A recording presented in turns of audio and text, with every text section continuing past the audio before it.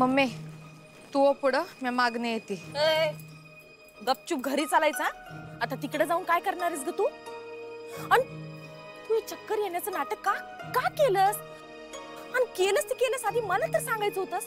त्या बायकासने मी जमलं नाही ना तिला अडवायला, म्हणून मग मी केलं। तुला माहितीये माझा जीव कर नखात आलता। म्हणलं हिला काय झालं, आता तर फिरत होती हिंडत होती आणि अचानक तू कशी काय पडलीस?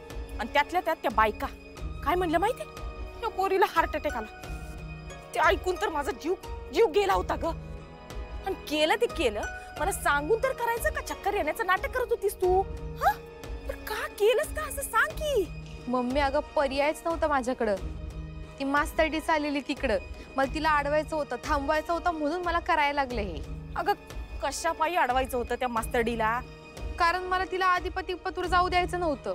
अगं त्यानं काय होणार होतं? त्यानं तो मरणार होता आज।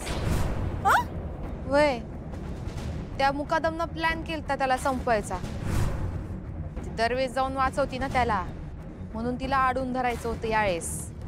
आत्ता पतूर अधिपतीचा कार्यक्रम केला बी असेल त्या राम्यानं।